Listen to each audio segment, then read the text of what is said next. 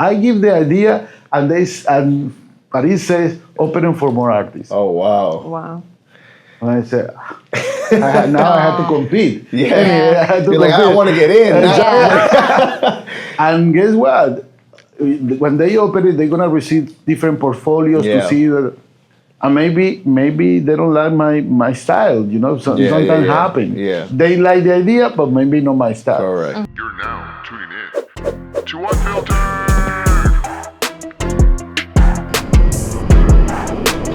You guys ready? Yeah. I'm ready. All set? And that's how we get Unfiltered started. So this week we have an incredible guest that I will allow to introduce himself. Hello, my name is Héctor Prado, and I'm a painting artist, and I'm very happy to be in your program. Awesome. Well, welcome. We're so happy to have you. I'm kind of curious. I want to start right out the gate talking about your art career. I'm curious how you got involved in the art world. Well, when I was a child, a long time ago, a teacher of me asked me, "Hey, Hector, what do you want to be when you grow up?" You know, the traditional question. Yeah. And that moment, I never thought about it. 8 years old. For the first time, I had to talk what I'm going to do for the future. Yeah. And the first thing that coming out from my heart was, I want to be a painter. Wow. And that moment, right there, I want to be a painter. You know, some kid laughing because everybody wants to be astronaut, somebody wants to be police or whatever. I want to be a painter. And she asked me, what painter? And the only one that I have in my mind was Picasso. Okay. You know? Yeah. And I said, I want to be like Picasso. Nobody in my class knows who is this guy. Wow. You know? And I like it. I like it the way I start feeling in my heart.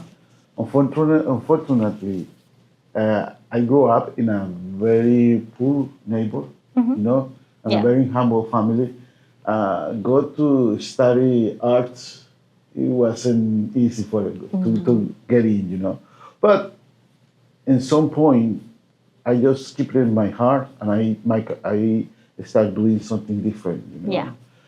And when I studied, and I took graphic design, you know. Okay. I started studying graphic design, and then from graphic design, I went to study in Panama City.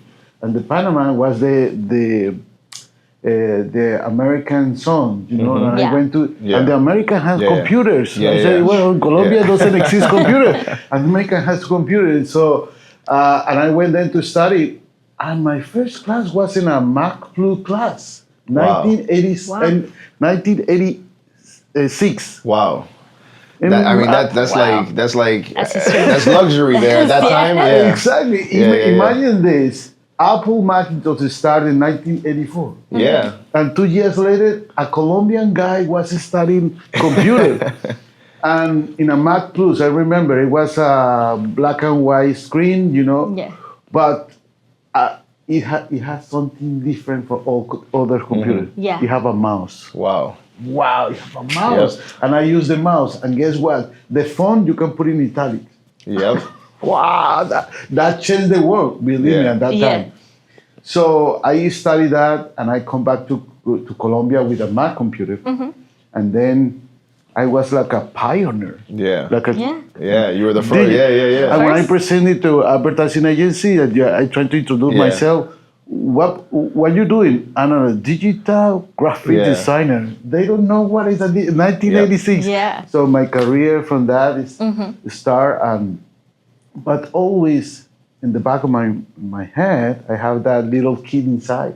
Yeah. And tell me, hey Hector, when are we gonna be a painter? Yeah. That kid always knock my door and say, when are we gonna be a painter? And I say, well, someday, wait a minute. Yeah. And I did my career, very successful career in a graphic designer. I started an American advertising agency in Colombia. They sent me to Central America. I worked for 5 countries. Wow. You know, wow. I won so many awards, including here in the United States. I won a Clio Award in advertising. And then one day, a headhunter, you know, when I was receiving the award, a headhunter offered me to work here in the United States. I said, well, to work in the United States, I don't speak English. It Yeah. doesn't matter. What we need is that you understand the Hispanic community. Yeah. Why? Because the agencies wants to learn about Yeah. the Hispanic community. Yeah. And they brought me to here as a creative director for the Hispanic community. Wow, that's really cool. And I worked for so many campaigns for advertising U.S. Hispanic market. And voila, I got my American dream. Wow. You know? That's awesome. Yes, it's awesome. But in some point, when I was on the top of the American dream, and I'm going to answer another question, I was on the top of the line. I was happy. That little kid, Yeah. Knocked on the door. hey man, when you're Yeah. gonna be a painter? Yeah. I didn't answer him, but I feel it in my heart. You know? Yeah. And I had to do something. And guess what? And one time when I get in the middle of my 40s, in the advertising agency, they brought me a papers. Hey Hector, this is for your 401k. What is a 401k? I don't know. Oh, this is for your retirement. Yeah. Oh man, there was a slap in my face. Yeah. I say, retirement? Yeah, this is for your retirement, for your future. For me, it was an existential quote, you know? Existential quote. Yeah, it was a statement right there, you know? And I said, oh my God, now I'm doing paper for my retirement and that little kid wants to be a painter. Yeah. And I have my doubt. Too. But guess what? I divorced. And when I divorced, after that, I have so plenty time for me. And I made my biggest decision in life is I quit. I quit from corporate. Wow. I quit from amazing salary, you know, traveling for different countries. I quit for, you know, nice hotels, a first class flying, you know, a very comfort zone job. Yeah. And I started my own career, my real career, that is, was be a painter. So at that moment, everybody told me, "You're crazy, Hector. You are so crazy." What year was this around? What time? It was in 2010 when I made that decision. Wow, that's tough. I mean, you're starting. I mean, like you said, you have a comfortable life, and now you're starting over. But you're betting on yourself now. Exactly. So it's like, and I started, you know, and I was thinking about that. But in 2012, I really decided, you know, because I was like, I quit.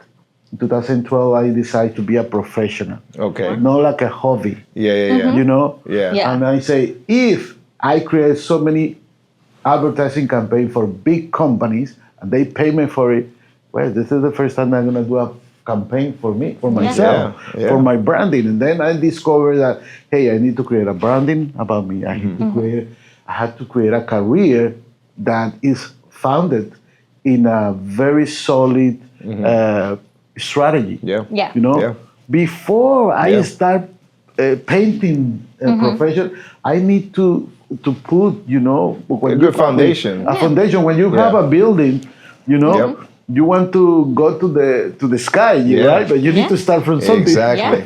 Yeah. Well, my foundation was, hey, you know, I'm gonna know about the market. I need to make research about the industry, our industry, and I want to create a branding, and I don't want to see me myself, you know, doing things that follow other people. Correct.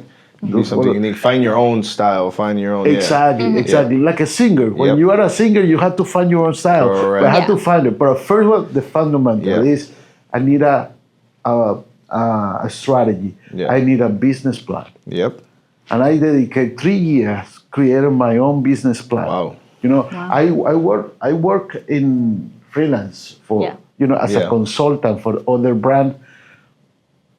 Because I need a transition. It's not just quit. I need a transition. So I start doing consultant. Yeah.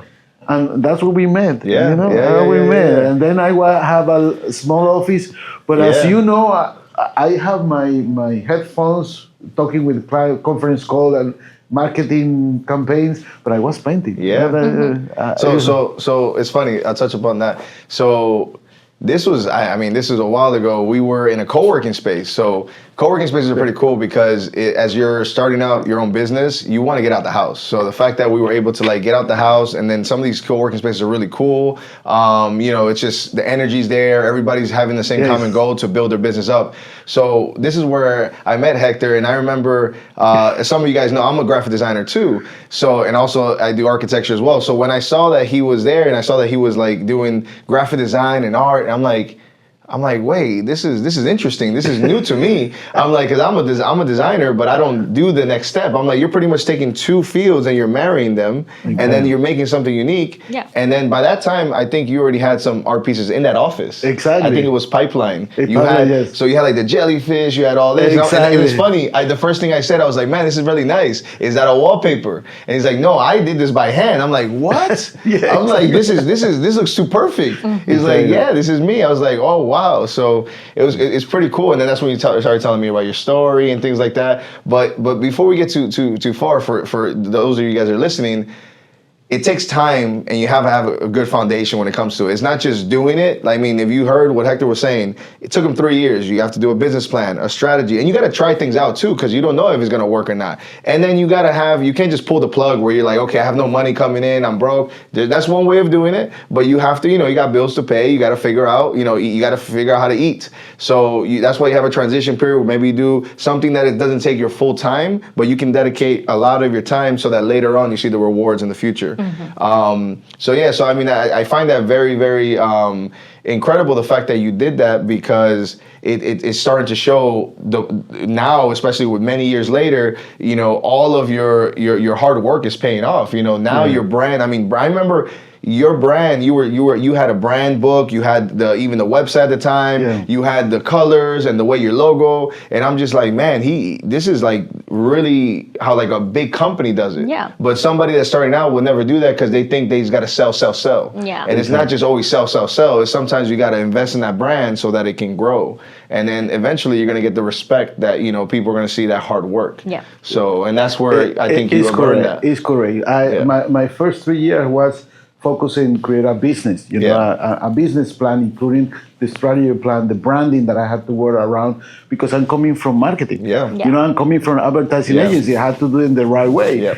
And okay, when I get that, okay, now I have to move to be a painter. Now when I have everything, now the first floor I need to be a painter.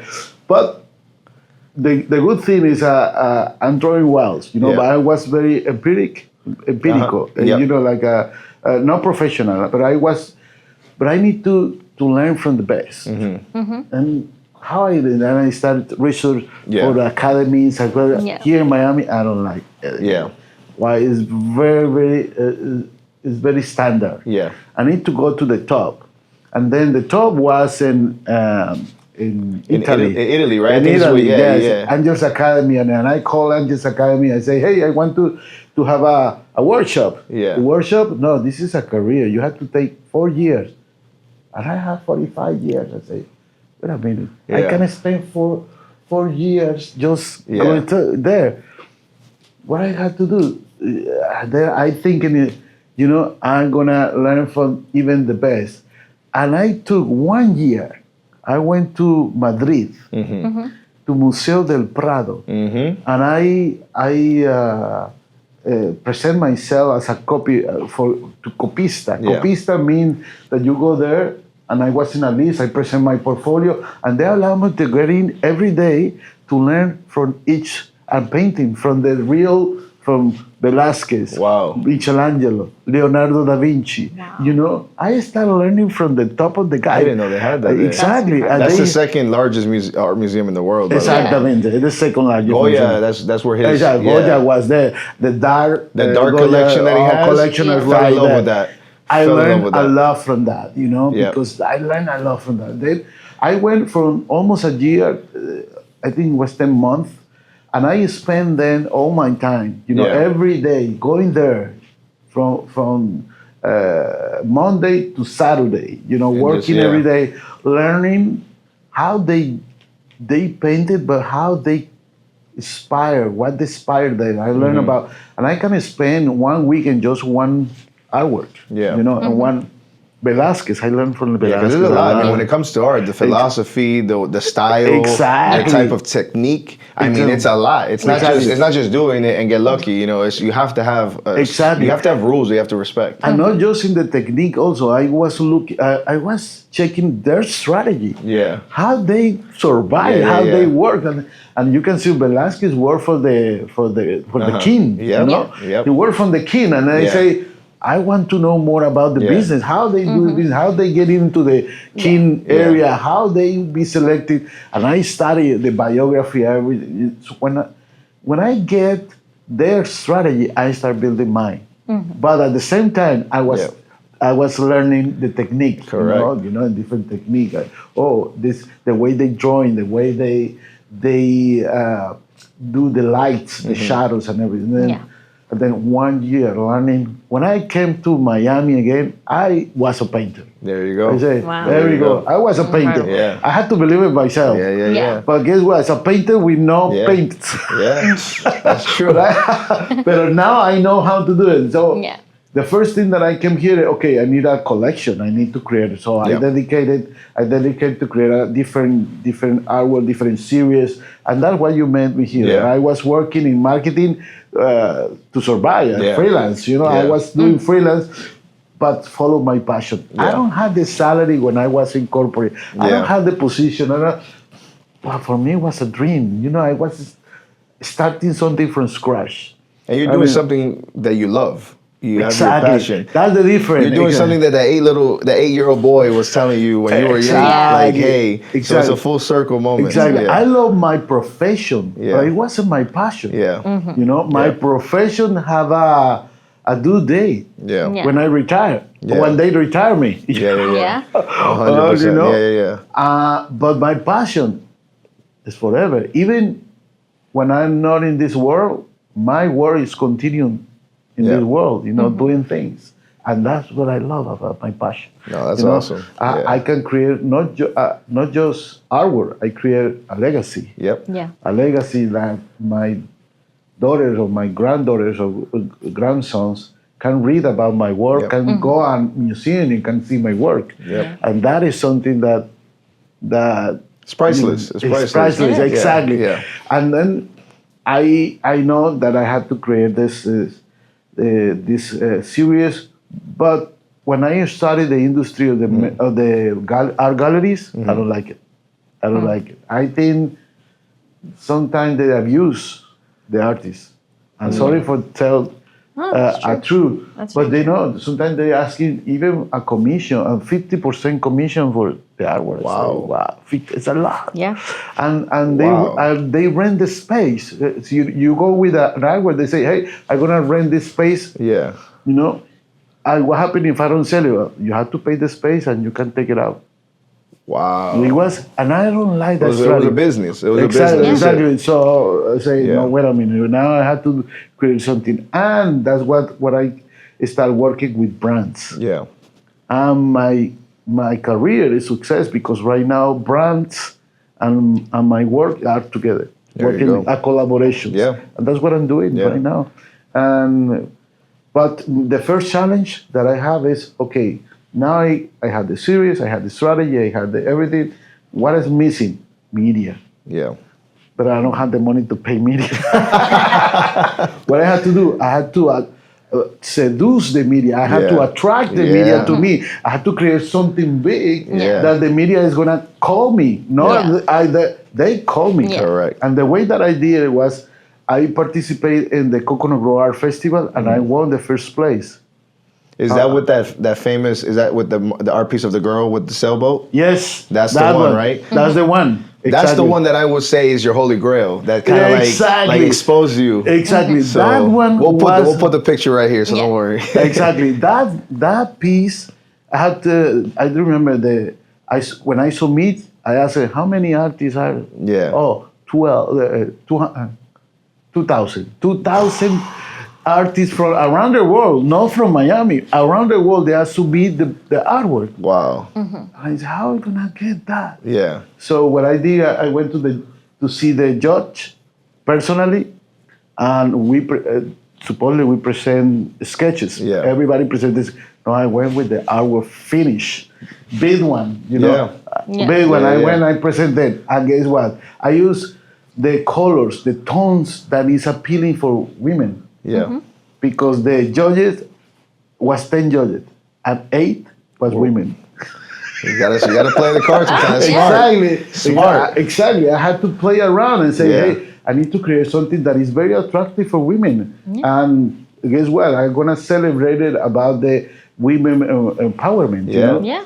And I created this piece, and I went with the piece, and I put it in the right there. They fell in love. I'm trying to create chemistry between us. Voila. That was I think that piece, is one of those pieces that when you look at it, you just kind of, you don't even need explanation. You just like, wow. I think you even sell, I remember the first time I saw it, I was like, I want that just on my wall. And I think you sell prints, right? Yes, exactly. You sell prints. I'm like, I want the original. I was like, that. It just looks so good, and this is not something that's like too overpowering. But at the same time, it just stands out, but it doesn't take over the entire. So it was beautiful. You just look at it, and there's just so much going on, and the color tones just kind of. It was just all meant to be. It's almost like a collage is meant to be. And even that piece, I donated. Really, where is it at now? Exactly. Right now, it's in the museum, Coconut Grower Museum. Oh wow. Oh, wow. It's a donation. Why? Because for me, you know, I feel very grateful that piece gives me, I was notorious between the media, you know. Media started calling me, and I won that event, and voila, that was a trampoline, you know. And who gave me that opportunity was Coconut Grower Festival. So I donated for the museum of the Coconut Grower Festival. Wow. Because it's not at that moment. I need money, but it's not everything about money. Yeah. For me, the key was positioning. Yep. Very You know, positioning in the market and the consumer's mind. Yeah. That's the first thing that I had to do. You know, Yep. And guess what? When we are in the 3 finalists, we had 3 finalists. Yeah. No? They are debating who is gonna win this, and I donated right there. Yeah. I'm gonna donate it, and the other charge for the hour. No, I donated. No. Boom, I got it. There you go. You know, Look it's at that. a strategy. This is, you know, our business is not about beauty. It's like a chess board. Yeah.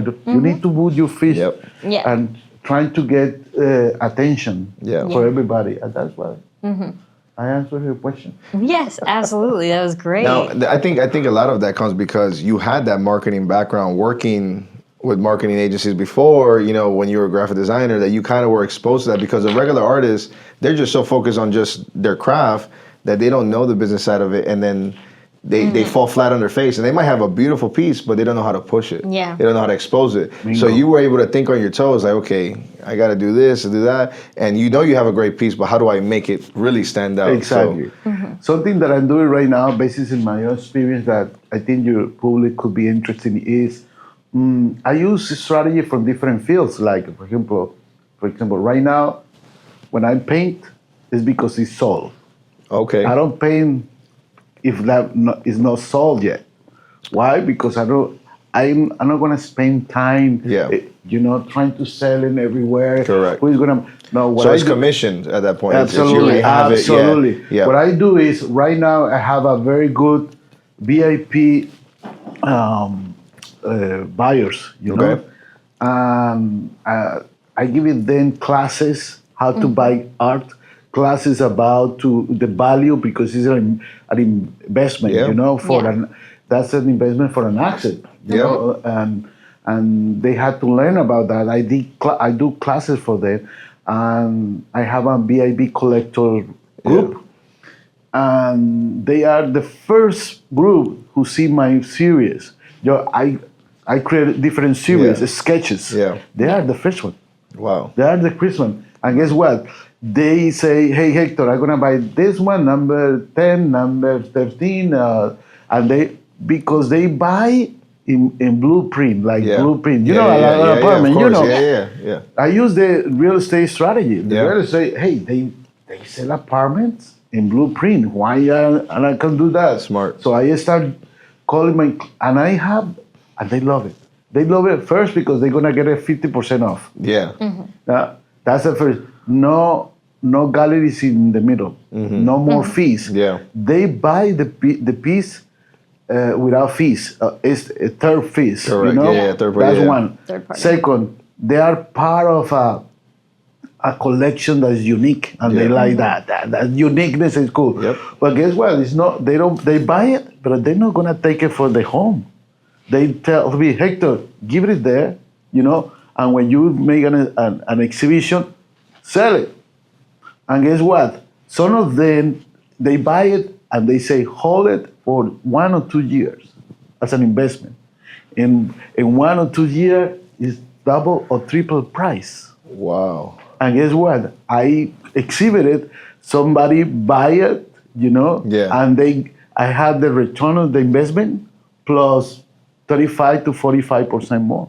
Wow. And guess what? They take it the return of the investment. They take it back, but they reinvest in in another artwork for me. So that's interesting you say that, because I think we see it a lot in movies where the art world, it's almost like a stock market. Yeah. There's an art It's world correct. stock market, and there's buyers, like you say. There's even closed auctions too sometimes for just high-end buyers that will just buy, hey, the collection of this, and whether it's something that's a Pablo Picasso or something artist now, they will buy, and then they have their people in the media, like just like we have media buyers, they have art buyers too, right?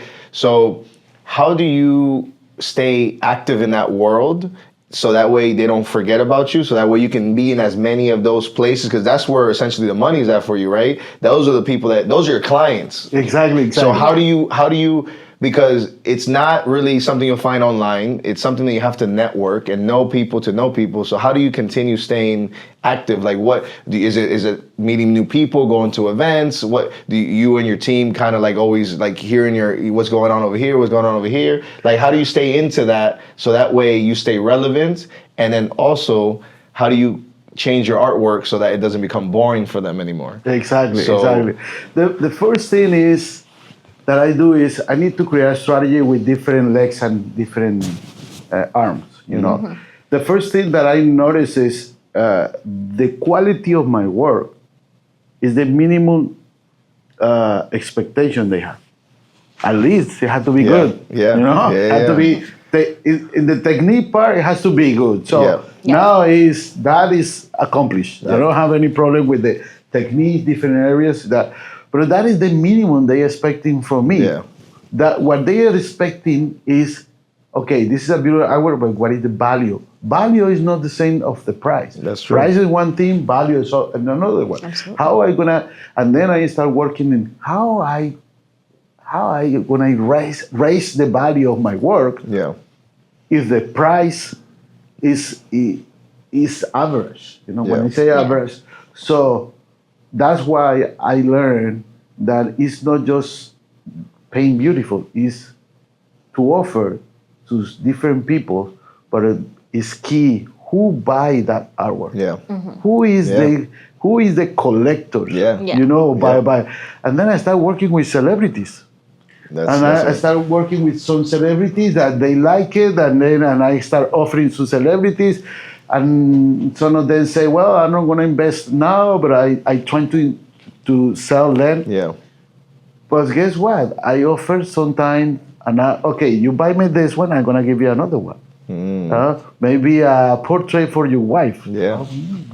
Can you paint for my wife? Yes. Yeah. That's including, Yeah, of course. it's promotion. I have to promote, like a product, buy one and get two. Yeah. Well, that's the same strategy I use. And then, but I never tell that to others. Yeah. When suddenly I start getting some different artists, like not singer artists, important artists in Colombia, in politics, and then the only thing that I ask them, hey, can you put in your social network? Yeah. As soon as they put my word and say, hey, Héctor Prado, thank you for.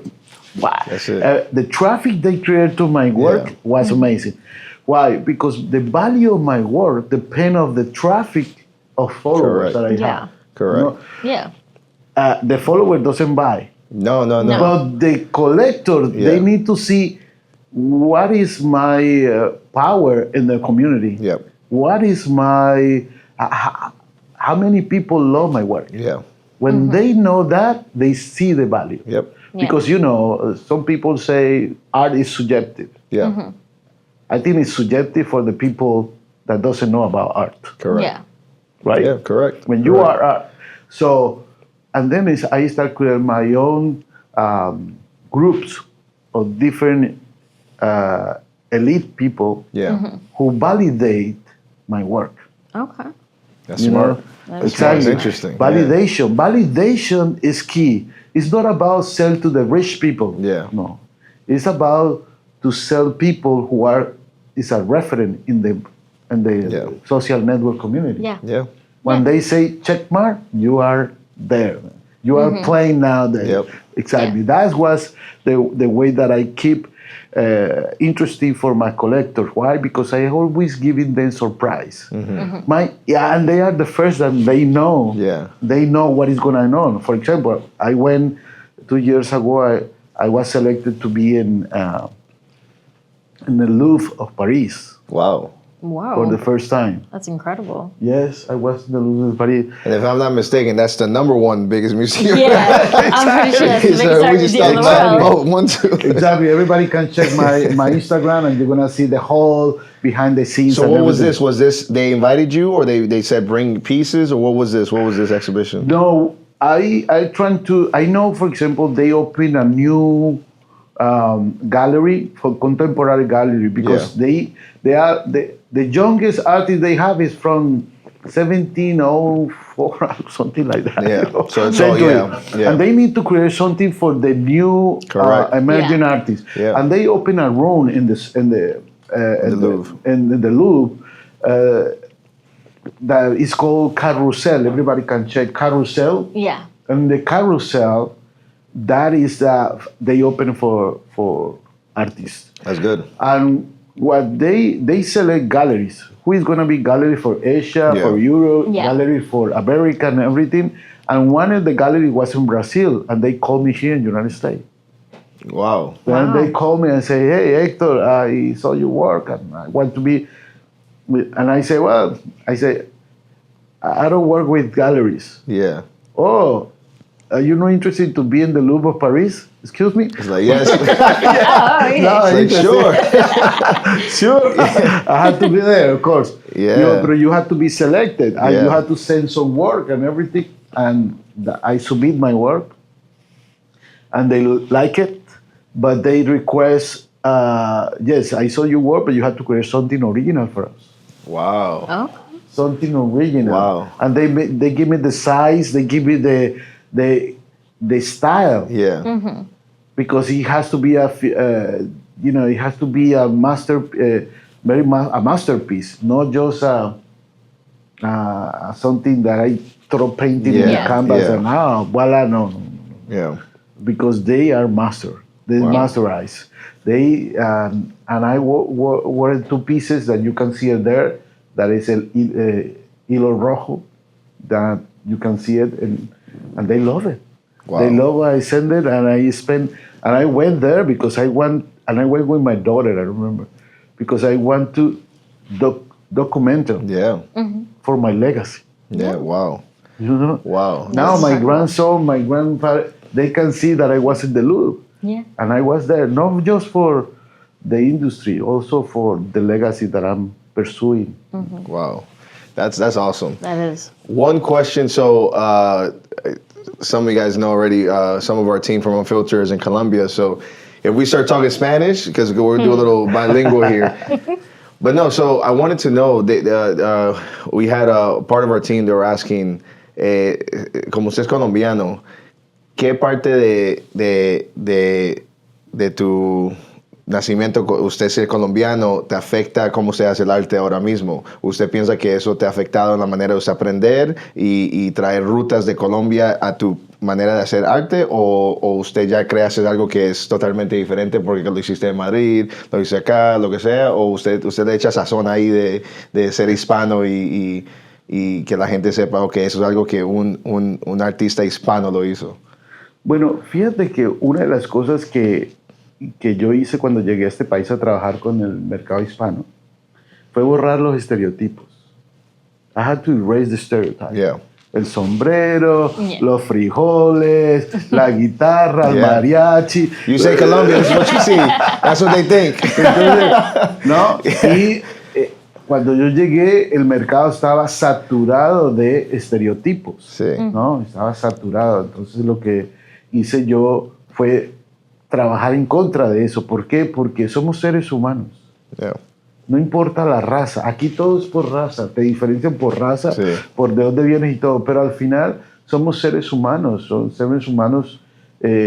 Cuando tú miras un corazón humano, tú no sabes de qué raza es. Yeah. Somos lo mismo. Yeah. Entonces, eso me hizo exitoso en el mercado hispano. ¿Por qué? Porque eran buenas ideas. Sí. No ideas con el taco aquí, Sí, con los sí, frijoles, y el mariachi, el bigote. No. Yo creo que nosotros necesitamos crear nuevas ideas. Ideas que compitieran con las ideas del mercado general, del mercado americano, anglosajón. Y eso es muy importante porque marketing en Latinoamérica y marketing en América es dos diferentes mundos. Dos diferentes. Yo le digo al equipo mío que marketing en Latinoamérica es un poquitico como tacky. Es como más chistoso, más como... y a lo mismo, tenemos los mismos programas, Photoshop, esto, todo, a lo último los mismos programas, pero es el mensaje y así es como el público entiende los mensajes. Hay veces, cuando yo voy a Colombia, yo veo los signs de los negocios grandes, como el tamaño de un edificio. I'm like, so, like the signs in Colombia, they're huge. They're like literally like, it'll say like Sears will be like a whole story tall. I'm like, what the heck? The gasoline you can't miss is like right there. I'm like, okay, McDonald's right there. So, it's very interesting because here you can't do that. Here is like there's a standard. Yeah. And it's good and bad because it shows character, but it's also a little chaos. But it's very interesting that we're all in the same earth. Yeah.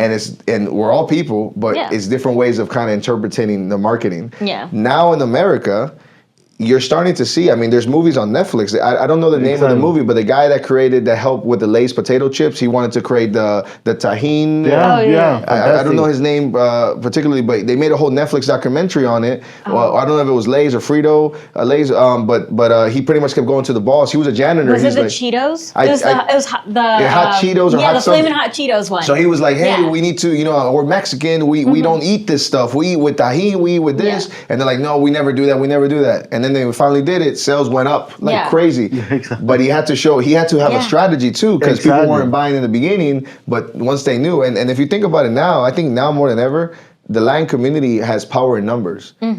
There's a lot of Latins in no matter where you're from, Mexico, Colombia, Venezuela, in the United States, and there's a lot of us. So at the end of the day, we got to eat. And they eat a certain thing, right? Yeah. We're not gonna go eat hot dogs and burgers, even though that's an American thing. They're gonna go eat their empanadas. They're gonna eat what is, and then they have their different styles. And then there's people that are coming from outside the world that they're wealthy and they like to buy art and things like that. And they have big houses. Exactly. And the beautiful thing is that they have to fill in their houses with all their walls with something. And I think that's where art is really interesting because. It becomes an asset that keeps the value going up. Exactly. Instead of just buying another boat, like a car, and the value goes and down. Those depreciate. Exactly. So Yeah. and the ones that know, because that's a whole market of art Yes. that literally can grow. And then I remember one thing that you told me, and it was probably so interesting. You said, because a lot of artists, the stereotype is that you're not gonna get rich until you die. Because the second you die, you're done. You can't make no more. Everything becomes, the value goes up. Exactly. And you're like, I don't want to do that. I want to be rich now. I want to make the money now so I can enjoy it with my family. Absolutely. Exactly. And Absolutely. I remember I was just like, you're right. That's true. Pablo Picasso and all that, they weren't rich. Exactly. Now, I wish he was alive, he'll be enjoying, Yeah. He has so much money. But that's the whole point, that let's switch it. Let's flip the script. And that's where I think, I like the fact that you challenge. You don't just say, let me follow everybody, let me go this way. No está siguiendo todo el mundo, está haciendo tu camino nuevo y si se choca, lo que sea, sigue. Exacto. Y para responder tu pregunta, creo que el talento es solamente el 50% del éxito. Yeah. El otro 50% es un plan, Sí. es una estrategia y tienen que ir de la mano. Sí. O sea, tienes que, mientras que subes en tu técnica, en tu talento y en las cantidades de obras que haces, tienes que subir en cómo distribution, Sí. Yeah. ¿no? Top of mind, Yeah. digital marketing, Yeah. Yes. media. interviews, right here, you know, eso es muy importante. Pero al final de todo esto, siempre tiene un core value que es una idea creativa. Yeah. Todo debe tener una idea creativa. Si tú haces un producto, debe ser una idea. Si tú haces un traje, debe ser una idea. Siempre tiene que haber una idea creativa. Y yo trato de que no sea estereotipo. Yeah. Porque si no, entonces me clasifican como artist étnico. Yeah. La parte étnica, ¿no? La parte étnica. Y yo no quiero eso. Yo lo que quiero es impactar el mundo. Sí. Wow. Yo quiero impactar el mundo primero y que el mundo vea mi trabajo as one, as a human. And I think that's where your name comes, right? Like Héctor Prado. It doesn't say Héctor Prado, Colombian artist. It's Héctor Prado. That's it. Exactly. That's it, because you don't want to segment yourself, and that's all you do. It's just that. But yeah, Kayla, I know the team has some questions too. Yeah. If you wanted to go ahead and dig on that. Actually, I kind of did have one question that came from the team. Well, hold on. Weren't you an art major? I was. So I went to art school back if that was what I did for college.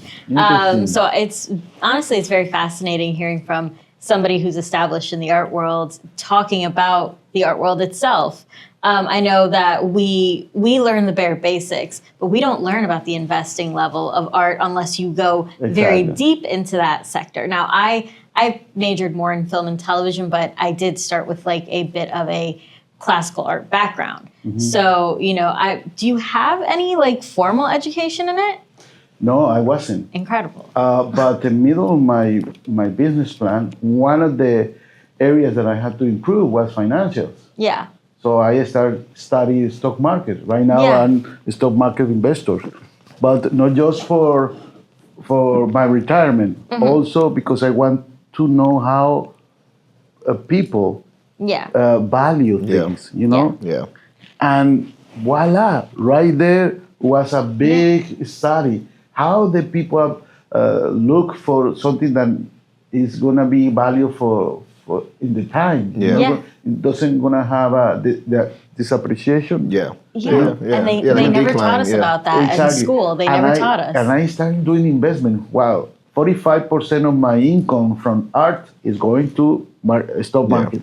45 is going to stock market. Why? Because I need to buy, you know, SIP 500. Yep. You know, I'm investing in that. And I learned from that. I learned how, wow, imagine if that is an artwork. It's going to happen the same. You know? Now, was it shocking to kind of find out that the art market works similarly to the stock market? Yes. It was a surprise for me. It was a very surprise. Why? Because we as an artist, I don't know why we have that stereotype that we are just focusing on want to inspire. You know, it's not a very stereotype. But hey, we need to learn about financial. We need to learn about business. We need to learn how rich people invest. And why? Because I use the same mantras from stock investor and my artwork. I use the same.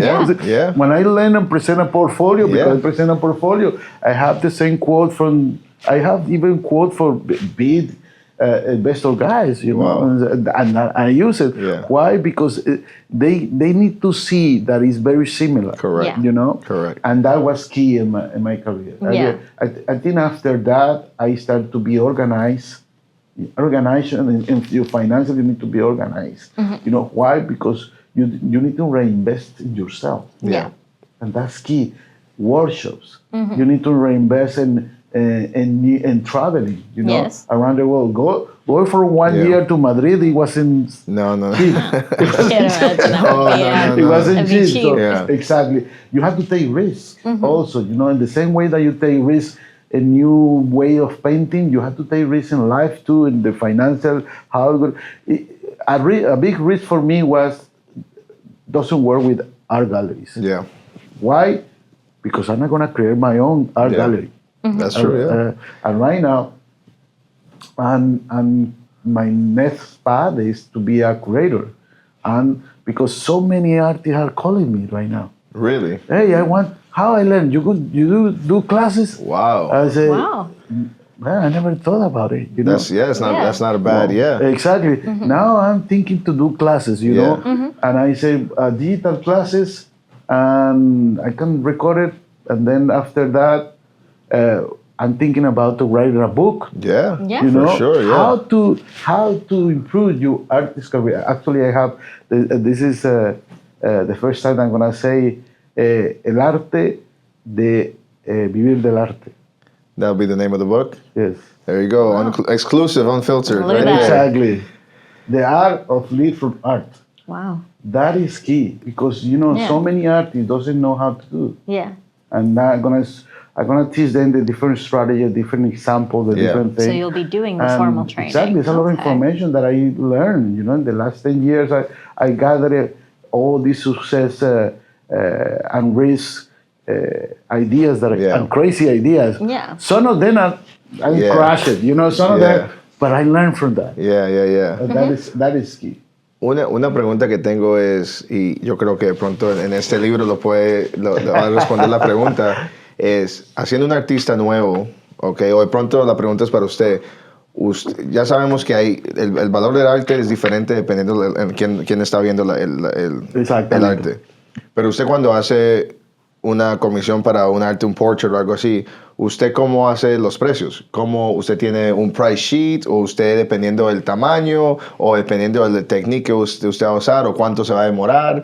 ¿Cómo? Porque si es una persona que está empezando, ellos van a decir, I don't know, $100 por todo porque soy nuevo, lo voy a regalar. O hay veces yo le digo a la gente, mejor regálelo y no lo haga barato porque cuando lo tiene barato, ya te tienen ahí. Mejor dáselo para que la próxima vez después te pagan. Pero en tu caso, si viene un cliente y quieren hacer un piece nice, bonito en la sala de ellos, usted tiene preguntas que usted le dice a ellos, dependiendo de qué es lo que ellos dicen, ahí saca usted el precio o usted como... No, el precio, yo otra vez volvemos a que yo estudio otros fields, otras carreras para poder hacer. ¿Cómo se saca un precio de un apartamento? El dueño no puede decir, bueno, mi apartamento vale $1 millón porque aquí nacieron mis hijos y aquí nacieron... No, eso no tiene ningún sentido. Sí. Entonces, el artista no puede poner el valor. Correcto. ¿Quién pone el valor? El appraisal. Hay un appraisal del mercado, exactamente. Sí. Hay un appraisal del mercado. El que va a comprar tu apartamento va a mirar cuánto se vendió el de aquí, cuánto se vendió el de allá, cuánto se vendió y tú haces un average, right? Bueno, cuando mis clientes vienen, ellos saben, porque yo tengo todo... ¿Cuánto se ha vendido mi trabajo? ¿Cuánto se vendió cuánto se vendió y este es mi promedio? ¿Qué tamaño y qué nivel de dificultad? Y entonces, basado en mi appraisal market, está mi precio. Entonces, y cuando los clientes se acercan, muchos de ellos ya me han comprado. Me dice, Héctor, me reciben la obra que te compré, digamos, en $10,000, como down payment para una de 25. Yo recibo down payment y él me paga 15. Está muy bien. Yo sigo ¿Por qué? Porque con el tiempo esa obra se va a evaluar también. Todas mis obras se van evaluando. Entonces yo tengo que hacer que mi value market crezca en el mercado. ¿Cómo lo hago? Seguir siendo atractivo para la media, seguir teniendo validation en social media. The quantity of money in the social media is important because the community is saying, hey, I love it. I love your work. Check mark. And I create that consumer's mind position. They don't buy it, but my buyer check what happened in the market, why. And also, if I have an opportunity to create something exceptional, not in the artwork, exceptional in the market. For example, right now I'm trying to move to a sculpture. Okay. Wow. That's a new challenge. That's completely. Exactly. And when I see I have 360 degrees of different products, a book, a digital classes, I'm gonna have the sculpture, I'm gonna be curator, I'm gonna have my own gallery, and you see a business there. It's not, and of course, it's not just be a painter. I'm an art businessman, and that's what I enjoy for the last 5 years after the pandemic. During the pandemic, the strategy had to be better. And then that's what happened. No, that's interesting that you say. Just to highlight some points, guys. Essentially, the more that you invest, in this case, the more you invest in yourself and the brand, the more that you're going to raise the value for everybody that has bought from before and new clients, because then they're going to, if anything, appreciate it more because it's going to get to the point. Just like right now, I can have my daughter, she's only 2 years old. By the time she's 10, I guarantee you she knows the word Pablo Picasso. Because in school, they're going to teach her. Yeah. Exactly. So then if somebody says I have a Pablo Picasso, they're going to be like, that person's rich, or it's either a fake, or wow, that's amazing, right? So at some point, we got to make it where it's like, oh yeah, Héctor Prado. What? Like, oh my God. What? So Exactly. the only way you're going to get that attention is if you're able to keep continuing spreading. It's like a spider web. You keep continuing on social media, on digital media, the different media. So the fact that you're doing that, instead of just only doing the pieces, because there's some artists that's all they do. They find those buyers and they're like, I made it, that's it. They get that first big paycheck and they're like, good. And then all of a sudden, like, what happened? What's going on? It's like, well, that person, unless he's gonna buy you forever and gonna keep paying you forever, you gotta keep finding other people and you gotta grow that brand. So and you gotta evolve Absolutely. too. Absolutely. You have to invest in your own branding, personal branding, because that's key for not just for the future, it's for the painting that you did in the past. Yeah. Yeah. You know, my collectors, I always tell them what I'm doing in the world. I'm traveling to Spain. I'm traveling to do this. They know my biography in present time. They know what I'm gonna do. What is gonna be my next move? Yeah. Why? Because they know it's Chichin is value for the artwork they have it. Every time that a collector buy my work, they are in a select group that know what is going on in my life. You know. Wow. Yeah. And then when they know that, they see the artwork and it's better. And sometimes they call me, Hector, you know, I want to sell the artwork for you. Yeah. But I want to buy another one. Then they invest. They start investor. That's awesome. Now, there was one thing. Correct me if I'm wrong. Usted hizo un arte en el piso con una pelota de no baloncesto, una pelota de soccer, ¿cierto? ¿Era Messi? ¿Era quién era el jugador? ¿Era Messi? ¿La cara de Messi? ¿Quién era? No, era el brasileño. ¿Ronaldinho o Ronaldo? Ronaldo, sí. Entonces, sí, lo pueden ver. Bueno, eso fue porque yo estaba detrás de la marca Paris Saint-Germain. Okay. You know, the well-known the Paris Saint-Germain. Yeah. And I want to be sponsored by them in some way. You know, I want to be. I call it equity. Equity is when you are close to a brand that have high value, high value equity. If you work with them, their equity is attached to you as a branding, and vice versa. Yep. They want to work with somebody to give him value to the brand. Right? Correct. That is important. Yep. It's a marketing thing. Then what I did is I love soccer. Right? I love to work with Paris Saint-Germain, and I get the news that they're gonna open a Paris Saint-Germain school here in Miami, in Fort Lauderdale, I think. Yeah. They're gonna open the school, big school, and I was reading about it, searching, research. I get a news. They were looking for the uniform. Instead of use the uniform, they want to create their own Miami uniform. The Florida uniform. Yeah. And I offered them. I write into them. I do some sketches, and I offered them to create the T-shirts, saying like Paris Saint-Germain, but in the back, instead of the number, I paint the players. And then the people, the people use the team favorite, and they put into the sport, but the player in the back. That's really cool. And I present to them, and they love the idea, but they had to send the idea to Paris for approbation. But they was thinking that this is cool, man. I like it, but open that for more artists. I give the idea, and Paris says, open it for more artists. Oh, wow. Wow. And I said, now I have to compete. Yeah. You're like, I want to get in. And guess what? When they open it, they're going to receive different portfolios to see that. And maybe they don't like my style, sometimes happen. Yeah. They like the idea, but maybe not my style. Correct. So I had to create a news, and I say, okay, let's create something with the brand. And what I did was, I'm gonna create something that is alive, and streaming Yeah. to show them my style and everything. And what I did is I create a video Yep. with the soccer balls, Yeah. different color, and I put a canvas, big canvas, but it has to be in a mall Yeah. where real people. Yeah. I don't want to be fake in a studio, yeah. because you can edit it. Correct, You can, Yes. correct. No, it has to be in front of the people. 4 hours. Yeah. I had to paint, Yeah. and I start painting with my feet, but playing soccer.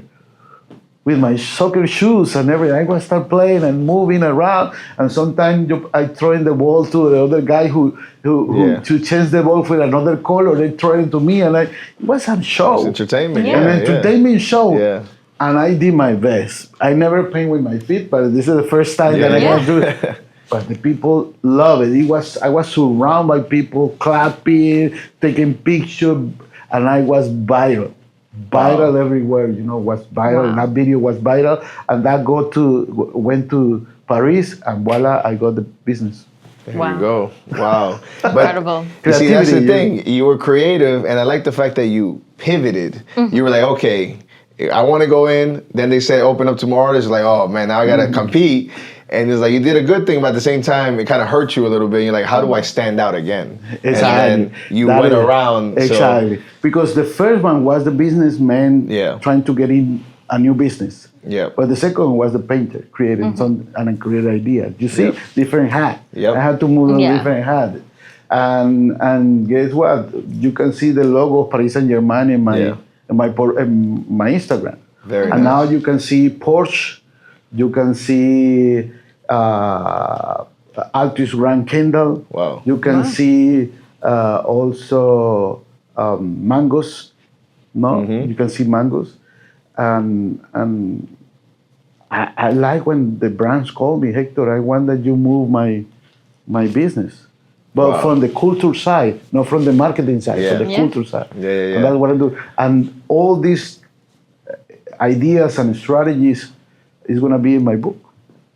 Wow.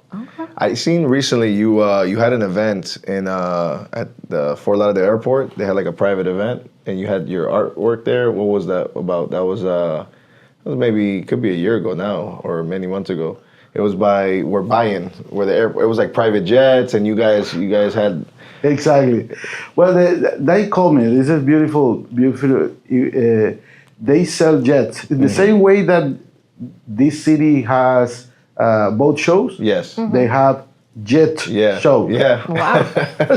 But nobody know knows about that. it. Yeah. Even me, it doesn't know about it. Yeah. And my Kevin Pimentel at that time, he was my agent because I started working with an agent. I need an agent. He started working with me, and he connect with this company who sells jets, no? And they call me, Hector, can you exhibit at the airport? And I say, yes, but what I have to do? Well, they want that I create a gallery around the tables when they close the business to buy. Wow. Because they don't close the business inside of the jets. Okay. They have to close. They have a business room, Yes, yes, Yeah. They need Yeah, they need a business Yeah. room. Yeah. But they have a big party too. There's a lot of people. They don't sell jets. Also, a luxury sport cars there. Yeah. People was, and then I surround them with my artwork. But they rented it for me. They don't buy it. They rent it for me. But some of the buyers, they fell in love with my work and they buy my work. Right. Nice. And Very then, That's incredible. and also, when you buy a car, you have a test ride. Yes. They have a flight ride. Test flight ride. They take you for a In test serio. fly. And then and I say, really? Yes, of course. They want to feel the jet. Yeah. And they tell me, Hector, get in.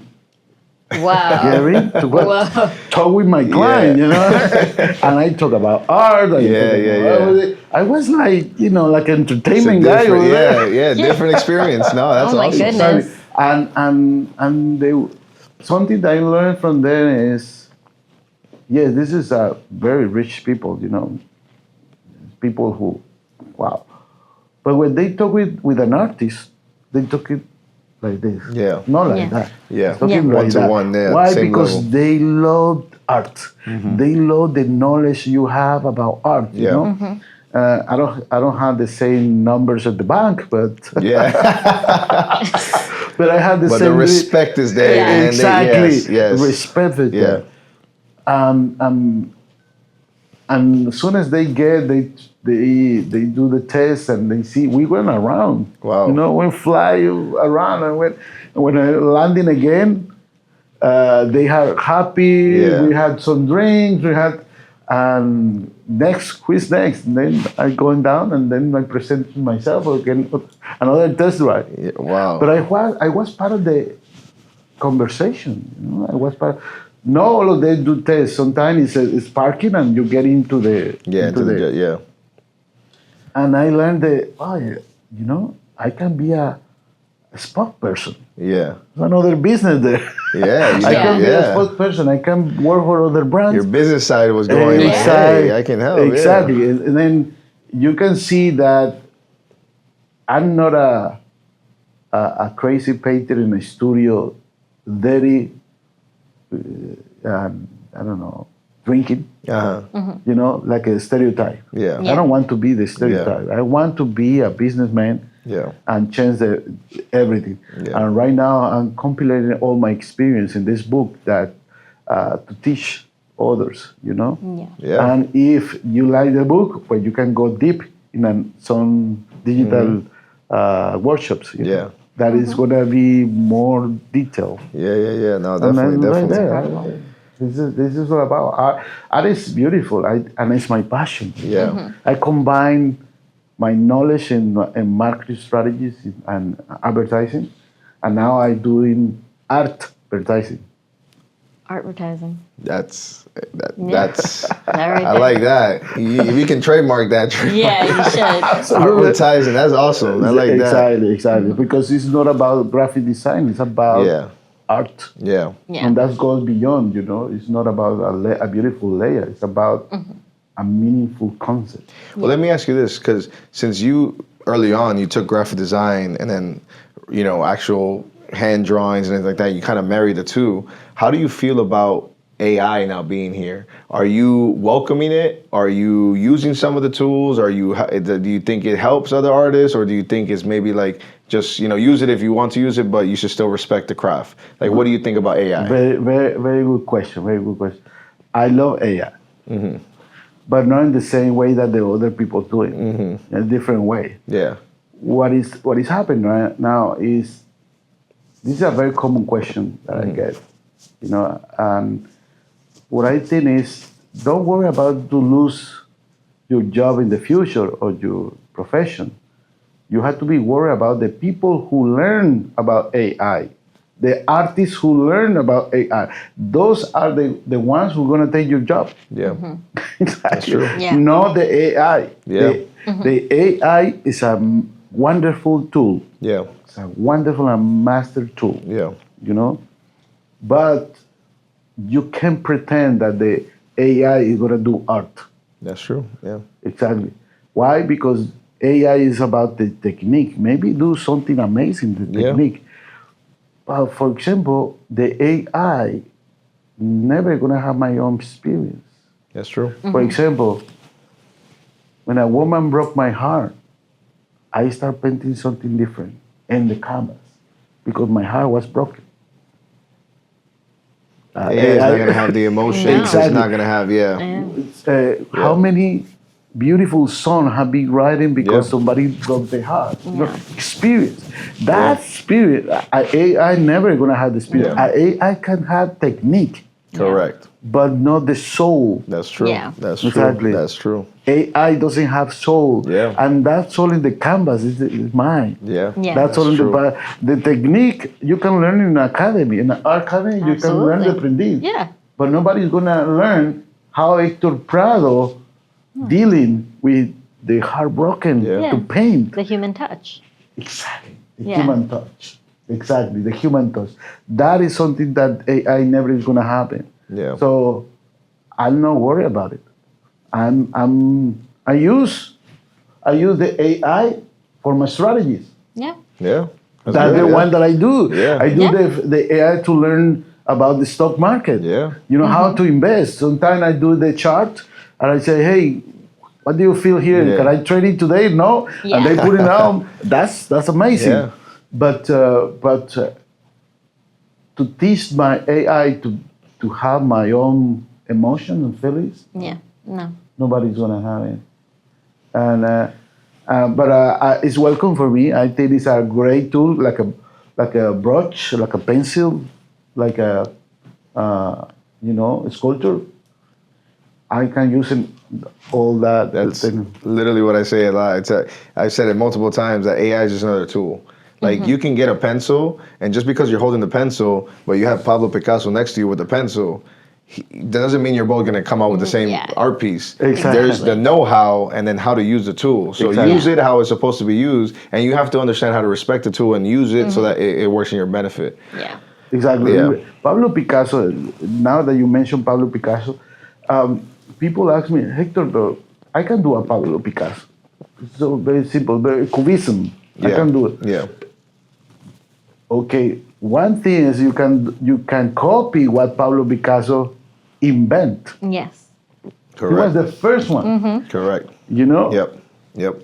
The question is not copy Pablo Picasso. The question is doing something that nobody else doing right That's now true. in the humanity world. That's true. Yeah. And that is the difficult part. Yeah. It's not a technique. I can paint a Pablo Picasso too. I can paint, like a Velázquez. I can paint like different artists in the world. Warhol. It's very easy. But those guy was first in something. And that first thing is the value.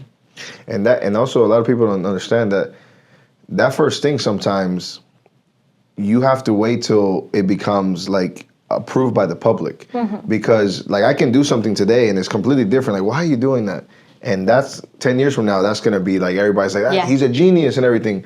But right now you're like, oh no, that's not good. That's not good. So you have to kind of keep pushing that style until like it gets approved by the public in a way, and then you created something. A new invention is always hard to sell. Yeah. You know, it's always like everybody comes up with ideas, but it's always hard to then market it and then push it out and then be approved by the majority of people, which is us all humans. Yeah. At that point, when somebody like look at Banksy's, when he started doing the graffiti and all that, it was all about doing statement pieces, like, against the politics, against this, against that, what's going on in the world. And then he started, nobody knows who this guy is. And the next thing you know, he does these stunts where like he hires a guy in New York City, an old guy selling his original stuff for $20. Yeah, exactly. And nobody knows. And a couple people bought, and they're like millionaires now. Yeah. And then now because it's accepted, now everybody's like, we gotta go buy.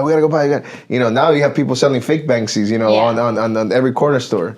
So, pero no, that's pretty interesting. Otra pregunta que tenía para usted. Ahora mismo el market está un poquitico más bajo que era antes, pero NFTs. ¿Usted qué piensa de NFTs cuando empezó, que era digital art, digital assets?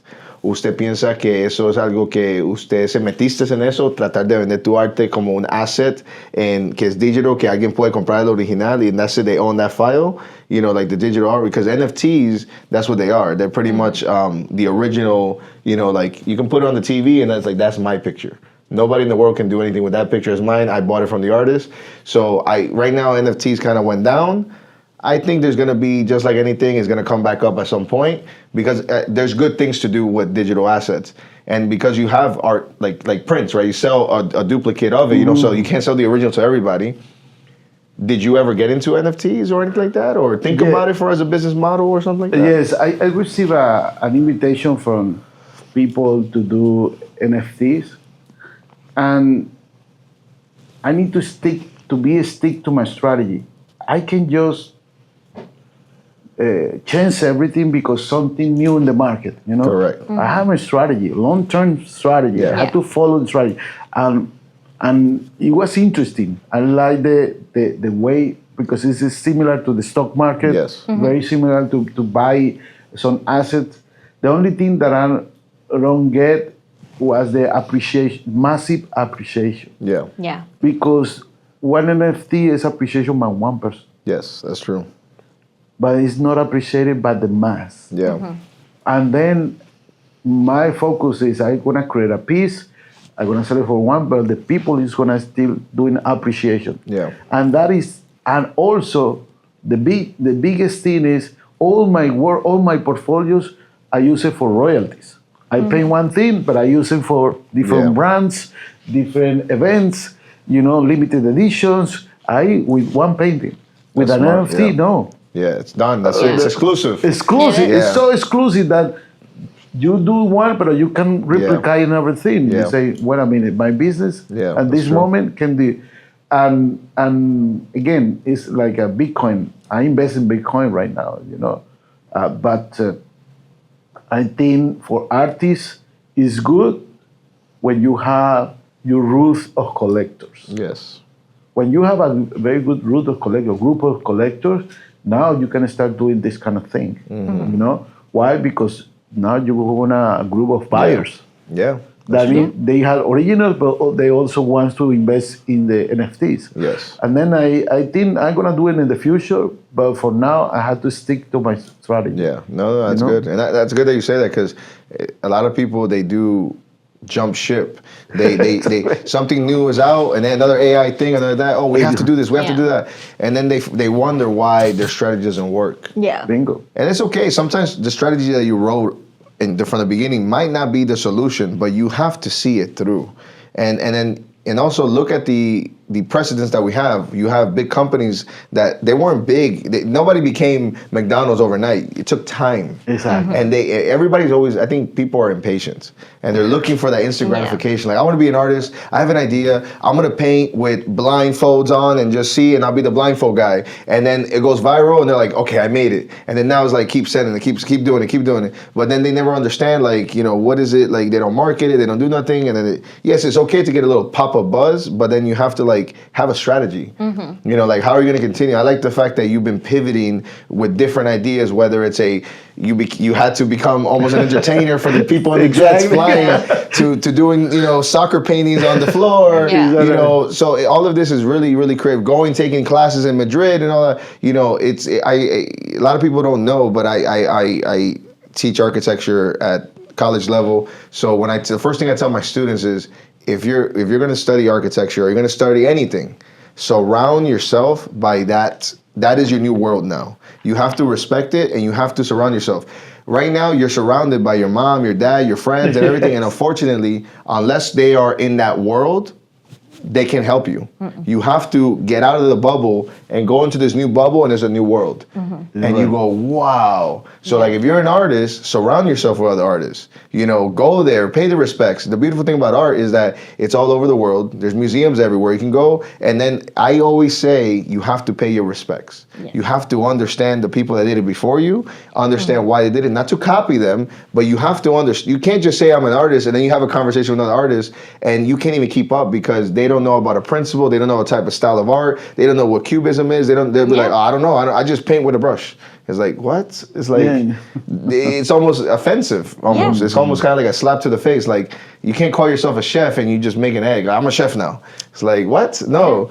So it's interesting that throughout your journey and your path, you have been able to go through these obstacles and to get to where you're at now. So I do have one question that I was it wasn't even a question, but las muchachas de Colombia me preguntó, ¿qué pasó con el bastón? Fíjate que tuve un accidente en un auto y me rompí la rodilla. Yo me rompí la rodilla, ¿no? Entonces no podía caminar bien. Entonces me dijeron, tienen que usar muletas. Yo, ¿muletas? No, muletas, ¿cómo se llaman los? Walker. So he got in an accident and he messed his knee. Entonces tenía que tener un walker. Y yo sé, no me voy a ver más viejo. ¿No? Primero tengo canas y ahora más con walker. No, yo tengo que hacer algo. Entonces ahí empecé a hacer my own research y dije, le voy a poner un bastón y al bastón le voy a poner unas decoraciones. Y entonces empecé a combinar el jacket con el bastón y el bling bling y lo hice parte de mi character. Because believe it or not, I have a character. I have a character that because my personal branding is not just a brand. is a spokesperson for Correct. myself. So I had to create a character, and I had to study. Yeah. I never had to lose the artist style. Yeah. When I get into a room, people need to see this is the artist. Yeah. They don't know my name, but Yeah. I know it's not about craziness, no, because I know Dalí, Salvador Dalí. Yeah. But guess what? Salvador Dalí was a character Yeah. created for the mustache. Dalí's wife. Yep. Yeah. The mind, the creative director of that character was the Dalí's wife. Yeah. You know, and they created, and they get into the character when somebody approach him. You know, he get into the character, then he go back to, and that is part of the show. Yeah. We are a show person. You know, we are not an average person. You need to create in our own space, in our personality and everything. We have to keep building the brand. Yeah. You know, that is answer one of your questions. How your buyers not gonna get boring? Yeah. Because every time they see something new, Yeah, that's true. I had to recreate myself every time, but not just in the look. It's in what I do and how I do it, and new stuff. Yeah. News today, for example, they gonna see. Yeah. They're gonna say, Hector, do you speak English? Yeah. Well, I'm trying. I'm trying He's doing a great job. So. He's doing a great I'm job. trying to speak English, you know. But that is part of my brand positioning. Why? For example, my next art solo show is gonna be for Americans. It's gonna be in Fort Lauderdale. There you go. So right now, I want to get into the U.S. market. Yeah. Why? Yeah. Because before was more for Hispanic markets, Spain, you know. Well, but my idea is to get into the U.S. American market. Yeah, and yeah, general yeah. market. General market. Yeah. No, that's great. I mean, first of all, we all love the cane. I think it was awesome. So maybe later you gotta bring it back. Exactly. You gotta bring it back. I think it's funny because the second that I saw you posted the first picture or like a video, I was just like, he did it right. Because you could have just gotten, like you said, a walker or something, and it's like, no. It reminded me from the guy from Jurassic Park. Yeah. Because that was part of his character. Yeah. He had the nice little thing in there and everything. And I was like, it wasn't just a cane. Like, he needed it, but it was part of the role of him. So you made it a statement piece. Exactly. And I was like, oh, I almost said this is the next evolution of Prado right You here. know that somebody bought my Really? Loco The Pro, cane, yeah. the cane? They bought it. They want to keep it. Wow. Wow. And I say, why? Did you sign it for them? And No, they take a picture and say, I have it. There you go. And I say, well, you know, now I realize that the people love this kind of thing. I have a friend of mine, when I was in corporate, in a big meeting or long meeting, you know, you had 3-4 hours in a boring meeting. I start doing sketches in the napkins, you know, and then I do it in sketches. A friend of mine have 10 napkins of of your me. sketches. And my sketches, now they have it, you know, in a Framed. framing Wow. in the house. See, to me, I think that's more valuable than sometimes Exactly. the original, because that's the process work. Exactly. Yeah. And they have the story, they have picture. Yep. And I say, Hector, get in family because I'm gonna get in rich. Yeah. And that made me proud No, of some of way, course. you know? Yeah. Of course. At least people believe that. If they believe it, I believe it too. I had to keep going, you know? That is. One thing I do remember is at one point you were, I don't know if you're still doing this, but you were doing, maybe this was part of the strategy at the time, but you were doing shoes, luggages, pillows, shirts. Are you still doing that, or are you more focused on like just the art pieces for now and then the sculpting that you're going to start doing? Exactly. Right now, for example, I started doing this thing when my work was more urban. You know, was more fashion style, urban style. And I because I had to learn, but when I learn more and I jump into the fine art, I can do just urban shoes. Yeah. What I had to do is luxury brands. Yep. Yeah. And when I jump into the fine art, you know, with a style, with a contemporary style, when I do a fine art, I was ready to talk with luxury brand. That's why the Jets, the sport luxury car came. Yeah. You know, luxury apartments came. Yep. And why? Because my style matched with their style. Yep. And when I do that, instead of doing so many things, I start doing less, but more quality. That's good. No Yeah. quantity, but more quality. Yep. No, that's good. He did do shoes. I saw them. I think you still have it on your website. Still like that. But yeah, he did. Even the luggages, they were awesome. I remember I saw the first prototypes. Like, man, I was like, this was a while ago. So no, that's awesome. Kayla, you have any final questions for us? I think we've covered actually everything. Actually, I am curious. Have you ever like had artist block? Artist book. Like the block, like when you can't think of anything where nothing's coming to you. Have you ever fought with that? Yes, all the time. Yeah? All the time. And how do you overcome it? I learned something in Madrid from the masterpiece. Yes, instead of see life, I need to start observing life. Mm-hmm. Observation is where the creative idea is coming from. Yeah. You know, you have to be more aware of what's going on in your surrounds. You know, and at the moment that I see beautiful thing in a simple thing, I can see. I remember, I think I posted today. I saw in a building, you know, the wind was going around and took some rose petals. It was and the rose do a twister with petal red roses. Yeah, it was magic moment, and I was there looking for that, and I see the beauty of the world. You know, I remember when I went also. That's very simple thing. I remember when I went to the Louvre, and everybody wants to see, you know, the Gioconda, the Leonardo da Vinci. Mm-hmm. There are 150 people trying to get into the Gioconda. I was right in the middle, 100 people. Everybody was looking the Gioconda. I was looking for the other side. You know, I was looking for the artwork. Yeah. The Gioconda for me doesn't surprise me, but the other artwork that nobody's looking for, it was amazing. It was Las Bodas de Canaán. Huge painting. And I see him around. I say, why people see this way? Yeah. Because marketing. Yep. Yeah. Because it's a piece that is marketing. Believe me, it's not the best art piece from Leonardo da Vinci. Yeah. No. Not the best. Even I don't see beautiful. But when you see, for example, La Última Cena. Yeah. The Leonardo, you know. The Last Supper. When you see the La Última Cena, it's like, wow, that is a wow painting. No, then you're right about that because it's true. It's that's actually if you go to either the Louvre or if you go to the other one is Prados. Prados, yeah. I've been to both.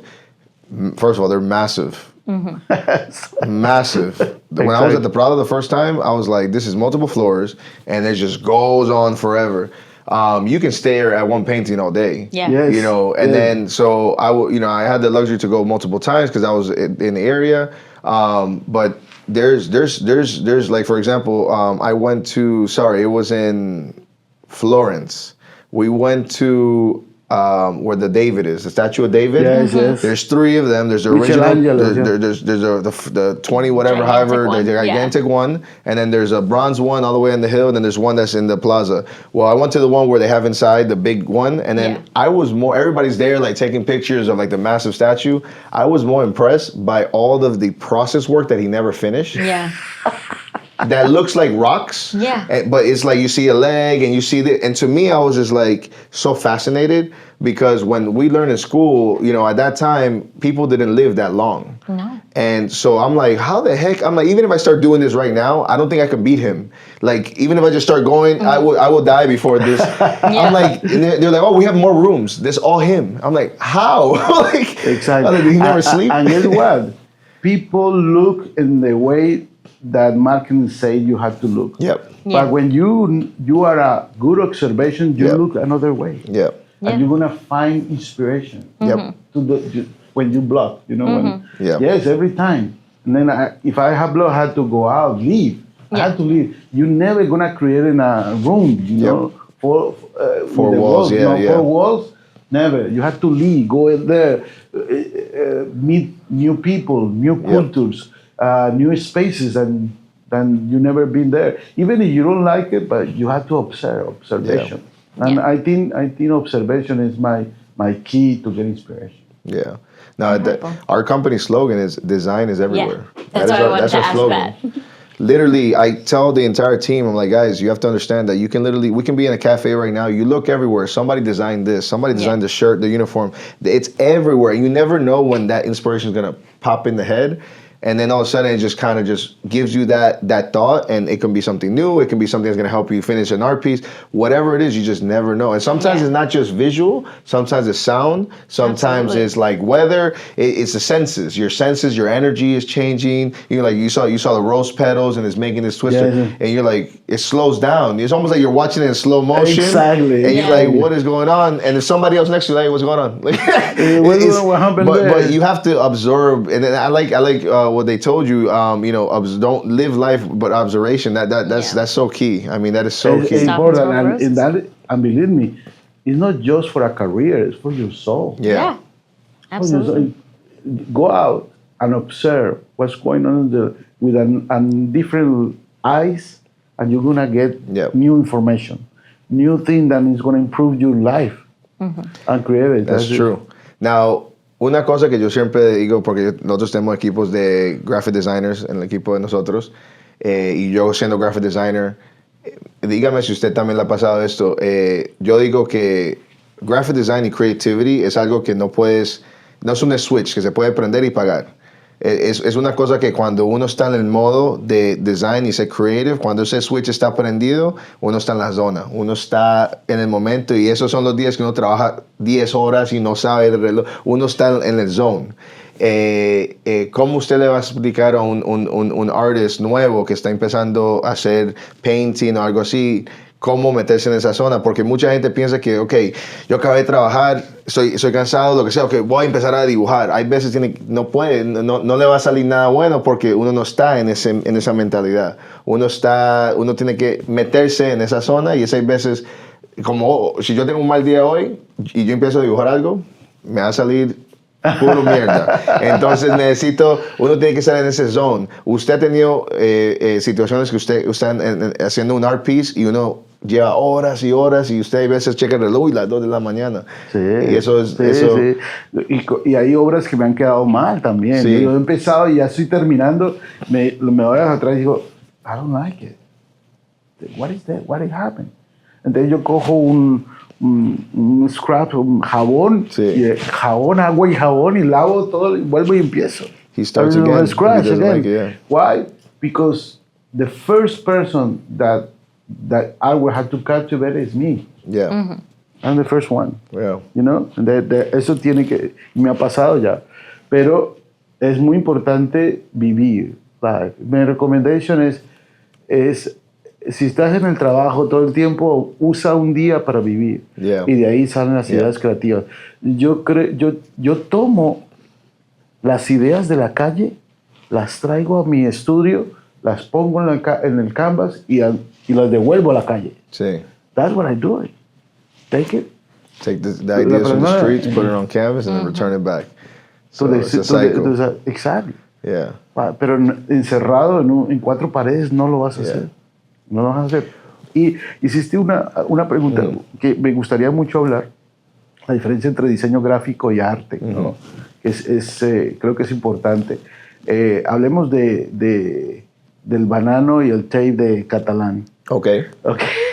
¿Es arte o no es arte? Vamos a ver qué es ese tipo de cosas. Entonces, mira, yo creo y quería hablar de esto porque muchas personas me preguntan, ¿no? Y creo que es importante. Sí. Yo creo que como pieza artística, su valor se da por la estrategia, no se da por el material, ¿no? Yo me imagino al artista que estaba en Europa hablando con la galería de arte.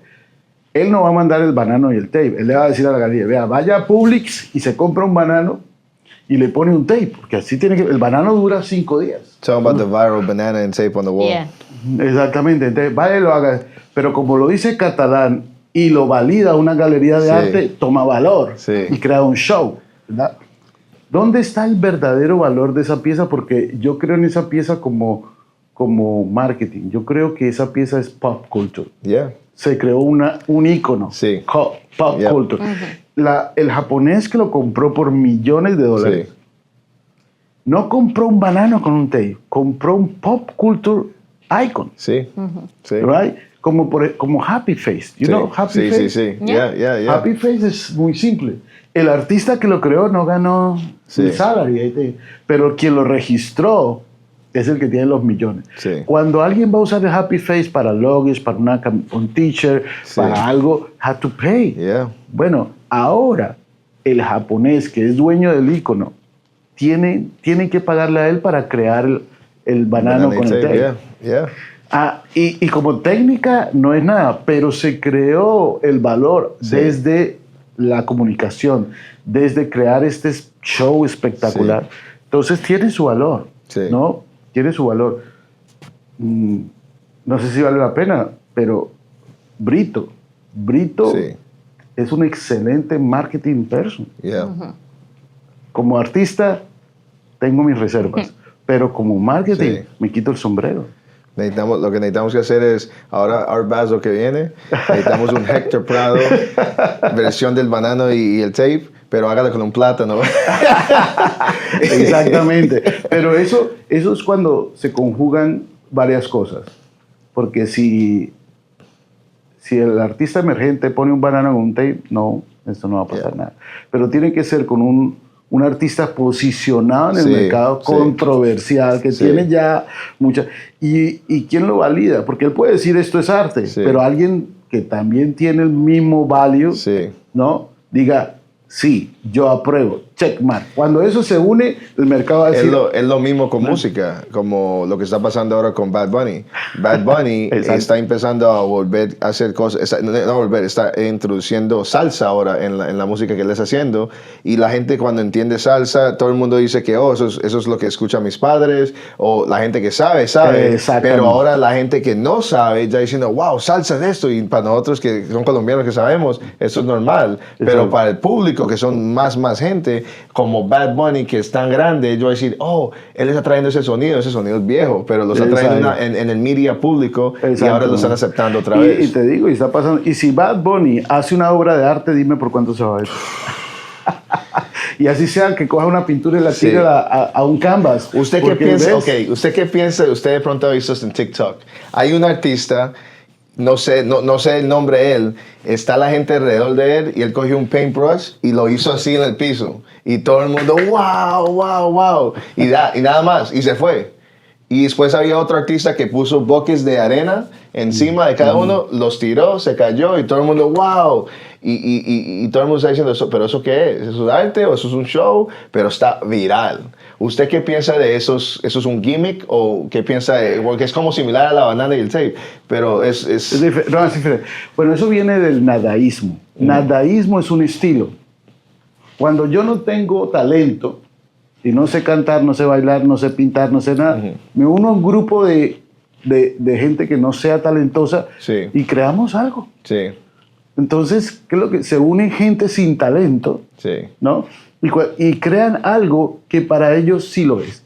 Por ejemplo, yo te digo, cuando se crean estos shows, esos son performance. sí. Como el performance solo vive por un día, una Yeah, hora, that's it, yeah. no te lo puedes llevar a la casa. Yeah. O sea, tú no te puedes llevar el del bucket a la casa y hacerlo en la mitad de tu Yeah. sala porque tu mamá te va a Yeah, cortar yeah, la cabeza o tu esposa te coge y te Sí. corta la cabeza, ¿verdad? Tú no lo vas a hacer. Sí. Entonces, esos son performance, Yeah. ¿no? Y eso lo que hace es viralizar, se viraliza. La galería, la gente, lo viral. Sí. ¿No? El que hace el stroke aquí Sí. dice, soy un artista, la gente aplaude. Sí. Mira, muchas veces se contrata a la gente para que aplaude alrededor. They hire people. Yeah. Ok, ahí tengo y tienen que aplaudir. Sí. ¿Por qué? Porque estamos en un mundo de entretenimiento. Sí. Y sabes una cosa, la deconstrucción cultural existe.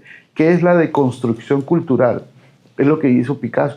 Picasso fue un maestro en la técnica, o sea, él pintaba el realismo, el figurativo, la figura humana perfecta.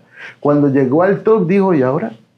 Yo soy igual a todos los demás, ¿ahora qué? Entonces él empezó a deconstruir la imagen perfecta a cubismo y se fue, y casi al final eran 2, 3 cubos y 2 cosas. Entonces esa deconstrucción está ocurriendo hoy en la cultura. Y la cultura, Warhol no pintaba a mano, Warhol imprimía, printing, hacía cosas, entonces así, y ¿cuáles eran las ideas? Pues el can soup que tenía, ¿no? Ese tipo, otro banano, él también tenía un banano, entonces, ¿qué es lo que sucede? Que ya no necesita ser talentoso para ser artista, lo que necesita es tener validación del mercado, validación de personas que tienen un criterio importante en las cosas. ¿Y es bueno o es malo? Yo creo que es diferente. Es diferente. Y ¿sabes qué? Como creo que la gente es libre, el buyer que quiere gastarse sus millones, que se los gaste. Maravilloso. O sea, ¿yo por qué voy a decir, no lo compres? No, eso no es arte, no. Lo que sí puede hacer una diferencia es entre arte y artesanía, ¿no? Una idea creativa para mí es arte. Pero ¿cuál es la diferencia entre arte y artesanía? ¿Tú has visto estas personas que cogen el canvas y lo giran así, tiran el... Sí, con los paint buckets o algo así. Ese paint bucket y que hace splashes. Like the spinning art. Es spinning art. Y todo el mundo, eso es arte. Eso no es arte, eso es artesanía. Todo lo que tú puedas enseñar a otros. Yo llego y te enseño, oiga, esto se hace así, te tira así, tira el bucket así, queda así. Cuando yo paso de generación en generación una idea artística, se llama artesanía, ¿no? Art craft. Pero cuando tú haces una pieza única e irrepetible, es arte. Tú no la puedes enseñar a otras generaciones. Tú puedes enseñar cómo combinar colores, pero cópiame. Copiarte, no puedo copiar. Eso es algo que sí veo muchísimo. Veo muchos artesanos diciendo que son artistas, que hacen arte. No haces arte, haces artesanía. Y entonces muchos se molestan. Yo le digo, ¿esto te lo puedes enseñar a tu hijo? Sí. Todo lo que tú aprendas en una academia de arte, si lo aprenden y la gente copia and paste y lo repite, es artesanía. Pero te tienes que convertir en un artista, porque ellos te dan la base. Tú tienes que decir, bueno, ¿yo qué hago con esto? Ahora lo mezclo y hago otra cosa. Cuando yo estudié arquitectura, es lo mismo. Es que arquitectura es arte y engineering juntos. Eso es lo que es. La diferencia entre un arquitecto y un engineer es más técnico y ellos están haciendo problemas en matemáticas y cosas así. Están en una caja, no pueden salir. Acá estamos explorando cómo podemos hacer un nuevo estilo, cómo podemos hacer algo como Frank Lloyd Wright, como Louis Sullivan, todos diferentes arquitectos. A lo último tenemos que siempre, y ahora con la tecnología, en arquitectura, hasta tenemos AI en arquitectura ahora. Está pegando de maneras que podemos trabajar un poquitito más rápido, pero para mí lo acepto en la manera que puedo hacer cosas que no podía hacer antes porque no se puede dibujar a mano, las calculaciones se demoran mucho. Ahora si quiero hacer algo que de pronto sale a 10 pies, antes me decía usted, loco, bro, eso se va a caer. Ahora tenemos edificios en Nueva York, en Miami, que uno dice, ¿eso cómo lo armaron? Por la tecnología, tenemos las calculaciones y todo, pero es puro arte, el concepto. Siempre tenemos que tener un concepto duro y bueno, porque ese concepto es lo que uno está vendiendo. Y esos son los mejores arquitectos comparado a una persona que solo está armando un warehouse o una plaza de Trader Joe's. Es dos diferentes. Es art craft and then there's the art. Exactly. Y eso ocurre en el mundo del arte. Correcto. Y veo muchas exhibiciones, mucha gente haciendo art craft. ¿No? Y I'm sorry, pero si tú you can repeat it, if you can teach something to your son, your daughter, whatever, it's just a craft. But if you can do something, if nobody can copy you, you're unique, your art. No, even people is gonna copy, but I was the first. Correct. I was the first in something. Y yo te digo, yo sigo en la búsqueda. Yo sigo en la búsqueda porque ya me empezaron a copiar, pero cuando me copian, yo ya estoy 10 pasos adelante en otra idea. Picasso decía, no te preocupes si te copian, porque eso quiere decir que vas por buen camino. Yeah. Entonces, I was gonna ask you just real quick, who's your favorite artist or artist? And my favorite artist in what field? Because I have That's why. Yeah, there's different. like Like if you, let's say you have unlimited budget right now, and you could buy 3 paintings or 3 sculptures or 3 anything. What would those 3 artists come from? And they have to be different. now, if we were talking about artists, but painting artists, that's one different. You know, if I had to choose, I would love to buy. I think my friend Velázquez, Las Meninas de Velázquez, para mí rompió un esquema diferente, ¿no? Tuviste la escena con el artista ahí. Yeah. Yep. Él le dio la vuelta, ¿no? Creo que es maravilloso. El Bosco. El Bosco y, ¿te acuerdas ese tríptico que tiene del infierno, el cielo y tal? Eso es un viaje que, no sé, para su época, aún para esta época sigue siendo lejos. Él estaba adelantado el tiempo. Eso era, es que es como viendo una película, uno se mete ahí y uno puede estar en la pintura, viviendo en la pintura. Exactamente. Exacto. Eso sería. Pero si me salgo si me da la opción de salirme de la pintura e irme a otra idea que me gustaría comprar, por ejemplo, el Cirque du Soleil. Es una gran idea. Es una gran idea el Cirque du Soleil. Me parece que no hay animales, no hay, los payasos son diferentes, es unique in the world. No hay otro circo como ese. Y me cambió la percepción, le digo, y eso para mí es arte, más que un circo, es arte. Entonces yo compraría esas ideas creativas, que son, de alguna forma para mí son artes. Tú sabes, el arte, la danza, ¿no? La arquitectura está dentro de la literatura, la pintura. De esas yo compraría esas cosas, ¿no? Wow. Wow. Well, Héctor, muchas gracias por estar aquí con nosotros. Thank you very much. I mean, we look forward to the new projects. We look forward to you continue to grow the brand. And like you said, make it where you're rich now and not later. So we look forward. I thank you for, being here with Unfiltered episode with us. So, hopefully your viewers, our viewers, you're located here, in Miami, Fort Lauderdale. You're always doing events locally. So that's why I wanted to make sure that, the fact that you're Colombian, the fact that you have been in this area, I think you're a perfect fit. And, talking about branding, talking about art, this is literally what we do too every day. So thank you very much for coming, being on the show. And hopefully many more to come in the future. So, pues muchísimas gracias. Thank you so much for the invitation. I really enjoy it. I really feel freedom here. I can talk whatever. I can talk. I can critique. I can say something that is not correct, politically correct. And it's a beautiful program. Congratulations. Thank you. Thank you so much. It's a pleasure to meet you. It's such a pleasure.